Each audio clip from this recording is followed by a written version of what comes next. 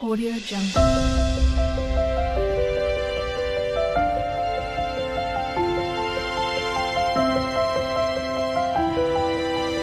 Audio Jungle. అపోస్తుల కార్యము ఈ వచ్చిన అర్థమైతే అపోస్తుల కార్యాలు పెట్టారు కానీ నిజానికి అపోస్తులు అందరి కార్యాలు లేవు. మెయిన్గా పౌలు గారు పేతురు గారు అనేవి ఉంటాయి అన్నమాట. ఒకటే అధ్యాయంలో వచ్చిన ముఖ్య వచ్చిన చదవండి ఒకసారి. యేసుక్రీస్తు వారి యొక్క మరణ సమాధి పునరుత్థానాలు కూర్చున్న వార్త ప్రపంచమంతా వెళ్తుందని ప్రభువారు మాట్లాడారనమాట. అయినను పరిశుద్ధాత్మ మీ మీదకి వచ్చినప్పుడు, అపోస్తుల మీదకి పరిశుద్ధాత్మ మీ మీదకి వచ్చినప్పుడు మీరు శక్తి నొందెదరు. శక్తి నొందెదరు గనుక మీరు యెరూషలేములోను, అది మొట్టమొదటిగా సంఘం ప్రారంభించబడింది ఎక్కడ? అందుకే యెరూషలేములో. కాబట్టి యెరూషలేము సువార్త అందించారు. తర్వాత యోదయ తర్వాత సమరయ దేశాలు ఏంటి కూడా.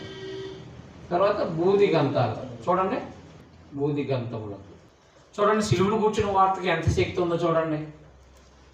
అంటే స్వార్థకి ఈ బూదిగంతాలకే ఆనాడు అపోస్తులు అందరూ కూడా స్వార్థ అందించారనమాట. ఆనాడే బూదిగంతాల కంటే ప్రపంచ దేశాలకి వారు పరిశుద్ధాత్మతో నిండిన వారే. అపోస్తులు అందరూ కూడా ఆయా దేశాలకు చెదిరిపోయి వాళ్ళు ఏం చేశారంటే క్రీస్తు శకం 70కి ముందుగానే ఈ బూదిగంతాలకి స్వార్థ అందించారనమాట. అంటే ఇంచుమించు 40 సంవత్సరాలు అనమాట. 40 సంవత్సరాల్లో బూదిగంతాలకి అంటే క్రీస్తు శకం 70కి బూదిగంతాలకి స్వార్థ వెళ్ళిపోయింది. యెరూషలేం నాశనం అవ్వాలంటే సువార్త బూదిగంతాలకు వెళ్ళిపోయాక అప్పుడు యెరూషలేం అవ్వాలి, నాశనం అవ్వాలి. అది నేను మత్తయి సువార్త 24:15లో ఈ రాజ్య సువార్త సకల జనులకు ప్రకటించబడిన అప్పుడు ఆ తర్వాత అంతం అనే దేనికి? యెరూషలేము నాశనానికి అనమాట. అందుకని యెరూషలేము, యోదయ, సమరయ, బూదిగంతాలు 1 నుంచి 7 అధ్యాయాల వరకు యెరూషలేములో సువార్త ప్రకటించబడింది. 10 సంవత్సరాలు. 8వ అధ్యాయం నుంచి 9వ అధ్యాయం వరకు కూడా యోదయ, సమరయ. యోదయ, సమరయ అంటే 8వ అధ్యాయం నుంచి 13 నుంచి అంటే కైసరియా ప్రాంతానికి కూడా అందింది కదా. అనిజనులు వస్తారు కదా వీళ్ళందరూ. 13 నుంచి 28 అధ్యాయాల వరకు బూదిగంతాలకి సువార్త వెళ్ళింది అనమాట. 1 నుంచి 7 అధ్యాయాల వరకు సువార్త యెరూషలేములో విస్తరించింది. సుమారుగా 10 సంవత్సరాలు. మీకు అర్థమైందా? సుమారుగా ఈ రెండు కలిపి 20 సంవత్సరాలు. అంటే అపోస్తుల కార్యం అంతా కూడా 30 సంవత్సరాల చరిత్ర. ఈ 30 సంవత్సరాల చరిత్రలో 30 సంవత్సరాల చరిత్ర కాబట్టి ఇది ఒక సుమారుగా యెరూషలేములో 10 సంవత్సరాల చరిత్ర. అది మొత్తం 20 సంవత్సరాలు. ఏదేమైనప్పటికీ 1 నుంచి 7 అధ్యాయాల వరకు కూడా 2వ అధ్యాయంలో 3,000 మంది రక్షణ పొందారు. అలాగున యెరూషలేములో సువార్త విస్తరించింది. శ్రమలు వచ్చినాయి కాబట్టి 8వ అధ్యాయంలో యోదయ, సమరయకు వచ్చేసారు ఫిలిప్పి. యోదయలో కూడా 9వ అధ్యాయంలో విస్తరించింది సంఘం. బూదిగంతాలకి 13 నుంచి పౌలు గారు అనేక ప్రాంతాలకు సువార్త అందించారు. అన్ని దేశాలకు సువార్త అందించారు ఆయన. అంత మాత్రమే కాకుండా మిగతా అపోస్తులు ఉన్నారు కదా. ఆ మిగతా అపోస్తులు కూడా క్రీస్తు శకం 70కి మొత్తం మీద స్వార్థ అందించేశారు అనమాట.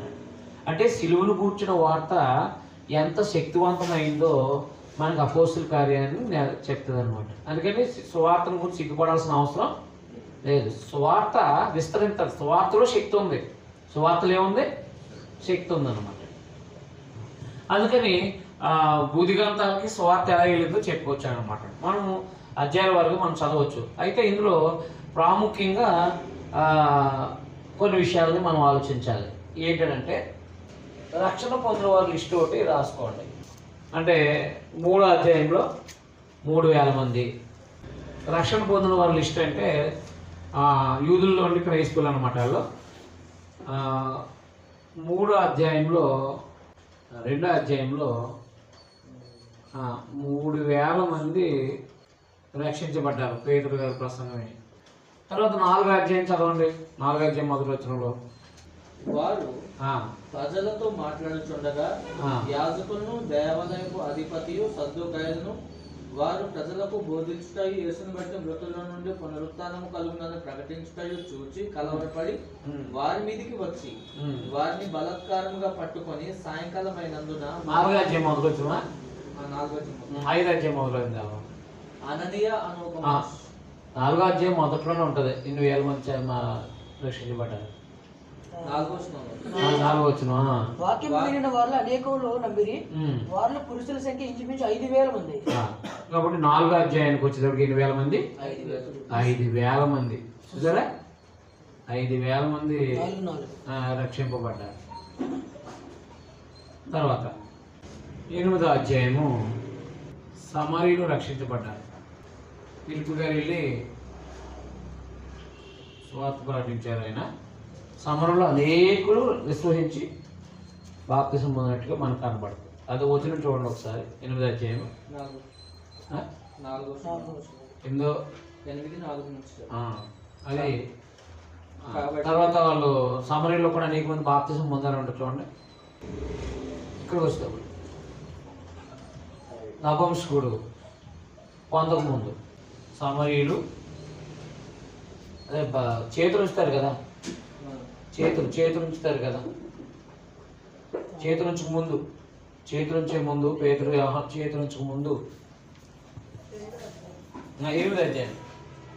8వ అధ్యాయంలో సమరీలో అనేక మంది నమ్మి బాప్తిసం పొందారని ఉంటుంది. మరి అంతకుముందు వారిలో ఎవరి మీద ఆయన దిగి ఉండలేదు. అది కాదు అంతకుముందే ఇలా రాయవచ్చు. నేను చెప్తాను చూడండి. 8వ అధ్యాయము 12వ వచనం.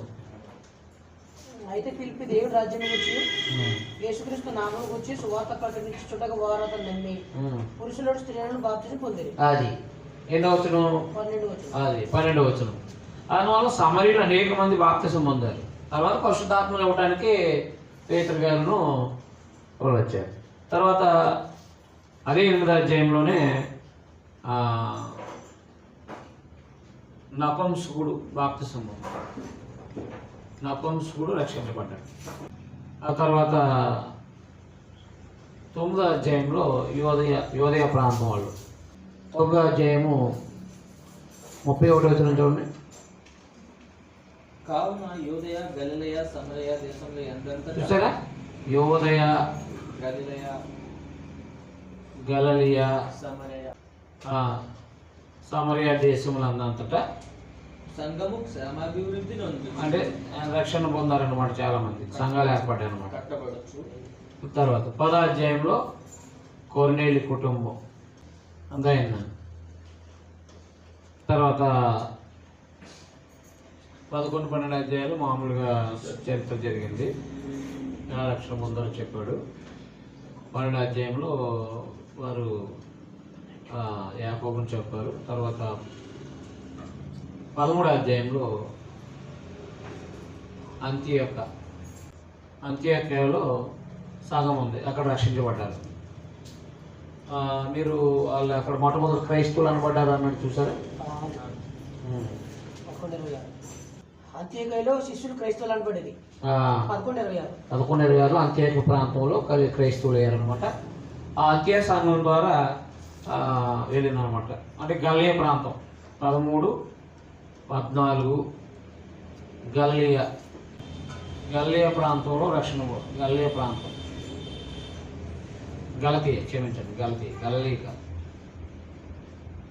గలతీయ రాష్ట్రంలో గలతీయ ప్రాంతంలో చాలామంది రక్షణ పొందారు. 15 మామూలుగా ఒక అంశం మీద సత్యం అనేది. 16వ అధ్యాయంలో ఫిలిప్పీలో మొట్టమొదటిగా రక్షణ పొందింది ఎవరు? లూదియా, తర్వాత జైలు అధికారి.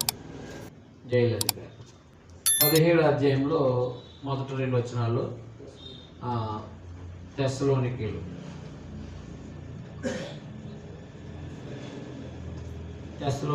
రక్షణ పొందారు.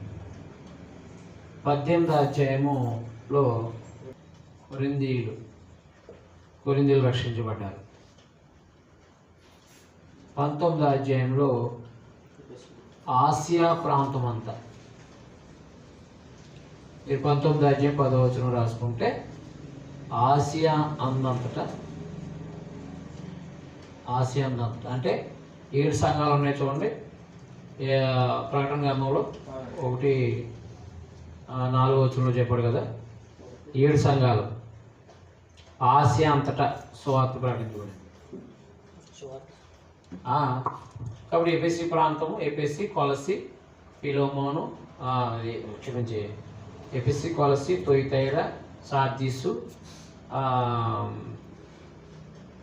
తర్వాత ఫిలదెల్ఫియా, సార్దీస్, స్మరణ, అవన్నీ ప్రాంతాలన్నీ కూడా ఈ ఆసియా ప్రాంతంలో ఉన్నాయి.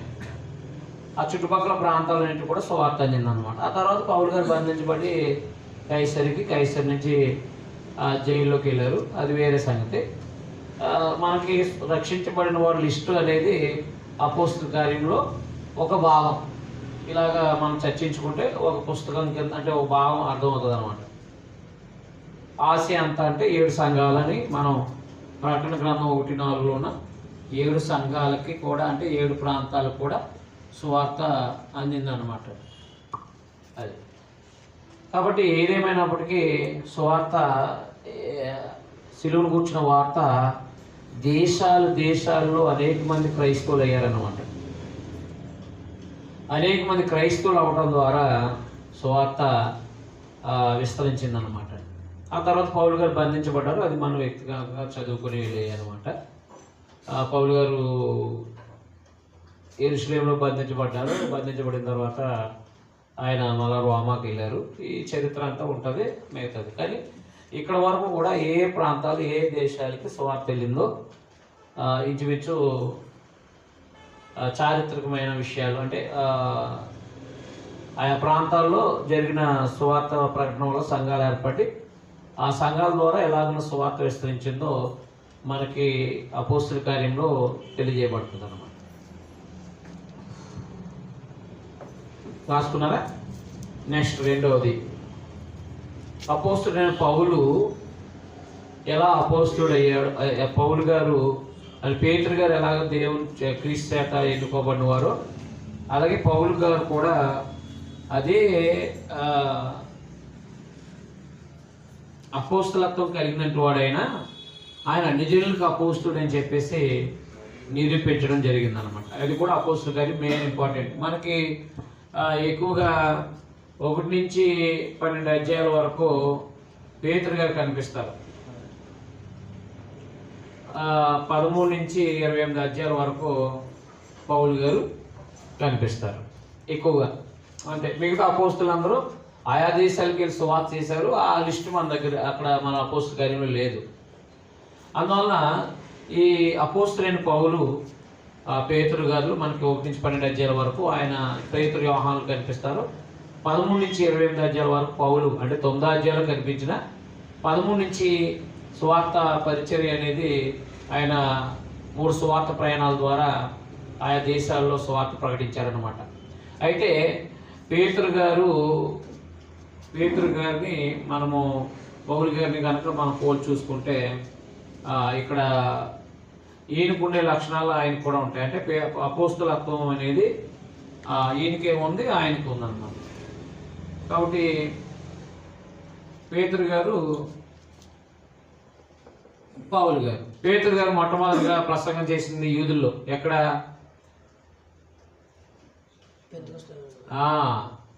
2వ అధ్యాయంలో పేతురు గారు ప్రసంగించారు.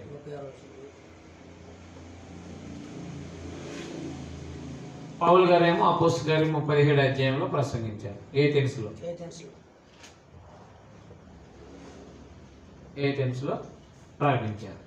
పేతురు గారి పరిశుద్ధాత్మ ద్వారా పరిశుద్ధాత్మని చేతులు పెట్టడం ద్వారా 8వ అధ్యాయము చదవండి. అక్కడ అపోస్తలుల గారి 8వ అధ్యాయము 14-15 వచనాలు చదవండి ఒకసారి. సమరయ వారు దేవుని వాక్యం అంగీకరించారని యెరూషలేములోని అపోస్తలులు విని పేతురును యోహానును వారి యొద్దకు పంపిరి. వీరు వచ్చి వారు పరిశుద్ధాత్మను పొందవలనని వారి కొరకు ప్రార్థన చేసిరి. అంతకుముందు వారు ఎవరి మీద ఆయన దిగి ఉండలేదు. వారు ప్రభువైన యేసుక్రీస్తు నామమున బాప్తిసం మాత్రం పొంది ఉన్నారు. అప్పుడు పేతురు యోహానులు వచ్చి ఏం చేశారు? అప్పుడు పేతురు యోహానులు వారి మీద చేతులుంచగా వారు పరిశుద్ధాత్మ పొందిరి. పౌలు గారు కూడా ఎఫెసీలో చేతులుంచడం ద్వారా పరిశుద్ధాత్మను పొందారు. చూడండి, అపోస్తలులు చేతులుంచడం వల్ల పరిశుద్ధాత్మ అనుగ్రహింపబడిందని సీమోను చూచి అది సరిపోద్ది. అపోస్తలుల గారి 19వ అధ్యాయం చూడండి, 4-5 వచనాలు చదవండి. అపోస్తలుల గారి 19వ అధ్యాయము. అందుకు పౌలు యోహాను తన వెనుక వచ్చువాని యందు అనగా యేసు నుండి విశ్వాసం ఉంచవలనని ప్రజలతో చెప్పుచు వారు మనసు విషయమైన బాప్తిసం ఇచ్చినని చెప్పాను. వారు ఆ మాటలు విని ప్రభువైన యేసు నామమున బాప్తిసం పొందిరి. తర్వాత పౌలు వారి మీద చేతులుంచగా పరిశుద్ధాత్మ వారి మీదకి వచ్చాను. అప్పుడు వారు భాషలతో మాట్లాడుటకును. ఎవరు చేతుకుంచారు? పౌలు గారు. పుట్టుకుంటివాడు బాగు చేశాడు ఈయన 3వ అధ్యాయంలో. ఎవరు? పౌలు గారు. పేతురు గారు. పౌలు గారు ఏమో ఇక్కడ 14వ అధ్యాయంలో బలహీన గారు లుస్త్రలో 7వ వచనం 14:7. లుస్త్రాలో బలహీన పాదములు గల ఒకడుండెను. అతడు పుట్టినది మొదలుకొని కుంటివాడు ఎన్నడూను నడవలేక కూర్చున్నప్పుడు అతడు పౌలు మాట్లాడటం విను. పౌలు అతని వైపు తీర్చి స్వస్థత పొందుటకు అతని విశ్వాసం. ఇక్కడ లుస్త్రలో బలహీన పాదాలు కలిగిన వాడిని అలిజల్ ప్రాంతంలో బాగు చేశారు. ఈయనేమో 3వ అధ్యాయంలో పుట్టుకుంటు వాడిని పుట్టుకతో కుంటువాడిని అనమాట బాగు చేశారు. ఆయన పరిశుద్ధాత్ముడు. ఈయన నడికట్టు గుడ్లు ముట్టుకుంటే పేతురు గారి అనేక మంది బాగుపడ్డారు.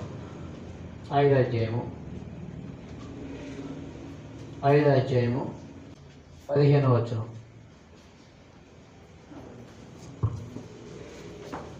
5వ అధ్యాయం 15వ వచనం. అందుచేత పేతురు వస్తుండగా జనులు రోగులను వీధులలోనికి తెచ్చి వారిలో ఎవరి మీదనైనను అతని నీడ అయినను పడవలనని మంచముల మీదను పరుపుల మీదను వారిని ఉంచిరి. మరియు యెరూషలేము చుట్టూ నుండి పట్టణములు జనులు రోగులను అపవిత్రాత్మల చేత పీడింపబడిన వారిని మోసుకొని కూడి వచ్చిరి.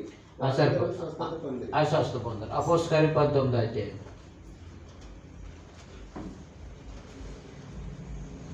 అపోస్తలుల కార్యం 19వ అధ్యాయము. అపోస్తలుల కార్యం 19వ అధ్యాయము 11వ వచనం. మరియు దేవుడు పౌలు చేత విశేషమైన అద్భుతములను చేయించాడు.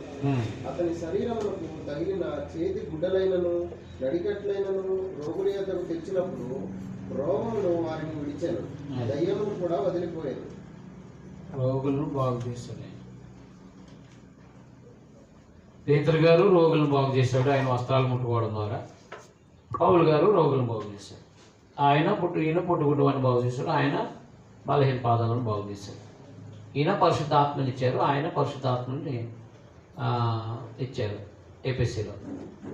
ఈయన ప్రసంగించారు 2వ అధ్యాయంలో. ఆయన ఏథెన్స్లో గొప్ప ప్రసంగం చేశారు అన్ని జనుల మధ్య. ఈయనేమో యూదుల మధ్యలో ఒక గొప్ప ప్రసంగం చేశారు. కాబట్టి ఇద్దరు కూడా అపోస్తుల్లో ఏమీ తక్కువ ఏమీ లేదన్నమాట. వాళ్ళు కూడా పరిశుద్ధాత్మని ఇచ్చారు, బాగులు చేశారు. పరిశుద్ధాత్మకు ఉండే అపోస్తులకు ఉండే సింహనములు ఆయన కూడా ఉన్నాయన్నమాట. ఎవరికి? పౌలు గారు కూడా ఉన్నాయన్నమాట. అంటే పేతురు అనుజనులకు అపోస్తుడు, యూదులకు అపోస్తుడు.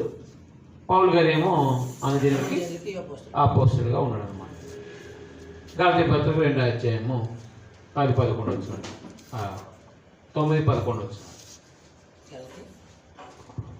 2వ అధ్యాయము గలతీయులు రాసిన పత్రిక 2వ అధ్యాయము 9-11. అది సున్నతి పొందిన వారికి అనగా సున్నతి పొందిన వారికి అపోస్తలుడవుటకు పేతురులకు సామర్థ్యం కలుగజేసిన వాడే. అది చూసారా, ఎవరికి?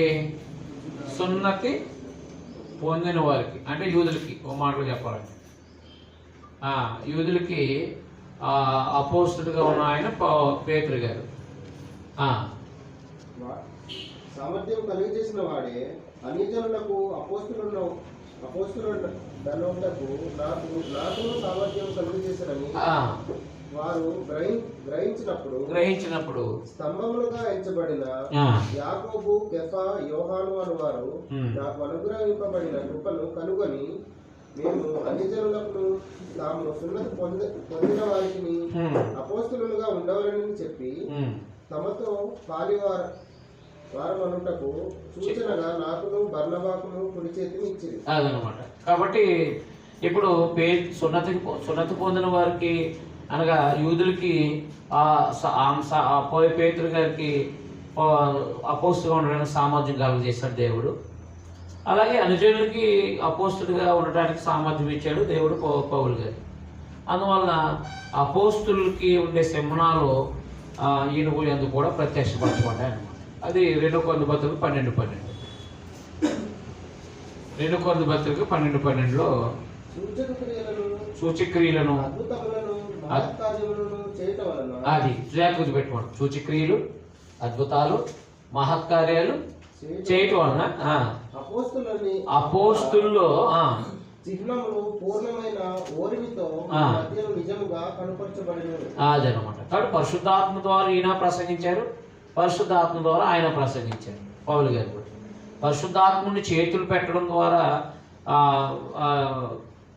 ఈయన పేతురు గారు చేశారు. అలాగే అపోస్తలుల కార్యం 19వ అధ్యాయంలో పౌలు గారు కూడా ఎఫెసు ప్రాంతంలో కొంతమందికి వాళ్ళ మీద చేతులు ఉంచడం ద్వారా వాళ్ళు కూడా పరిశుద్ధాత్మని పొందారనమాట. ఇప్పుడు పేతురు గారికి దేవుడి సామర్థ్యం ఇచ్చాడు, పౌలు గారికి కూడా దేవుడి సామర్థ్యం. కాబట్టి పేతురు గారి కంటే ఏమి తక్కువైనోడు ఏమి కాదు అపోస్తులైన పౌలు. అంటే లోక గారు ఏం చేశారంటే ఈయన అపోస్తులత్వానికి ఆయన అపోస్తులత్వానికి సమానత్వం ఉందని చెప్పేసి ఈ సిగ్నల్స్ అనేవి అనగా సూచనలు అనేవి ఆయన చేసిన కార్యాలు అనేవి రాసుకొచ్చారన్నమాట. కాబట్టి మనం అపోస్తుల కార్యం అని అన్నప్పుడు ఒకటి ప్రపంచ దేశాలకు సువార్త వెళ్ళింది. ఎలాగున యూదులు అన్యులు ఎలా రక్షించబడ్డారో ఒక విషయంగా ఆలోచించాలి. రెండోది యూదులకి పేతురు గారు ఎలాగ అపోస్తులుడో అనుజనులు కూడా పౌలు గారు అలాగే అపోస్తులుడు అనడానికి వీరిద్దరి మధ్యన సింహనములు అనేవి సమానంగానే ఉన్నాయన్నమాట. వీళ్ళు ఎవరు ఎక్కువ తక్కువ కాదన్నమాట. మీకు అర్థమైనా అర్థమలేదా? ఏదైనా ఉంటుంది. అలాగే అపోస్తుల కార్యంలో ఆ విషయాన్ని మనం గ్రహించగలిగితే చాలా బాగుంటుంది. ఓకేనండి, అర్థమైంది కదా? చదువుదాం అధ్యాయం.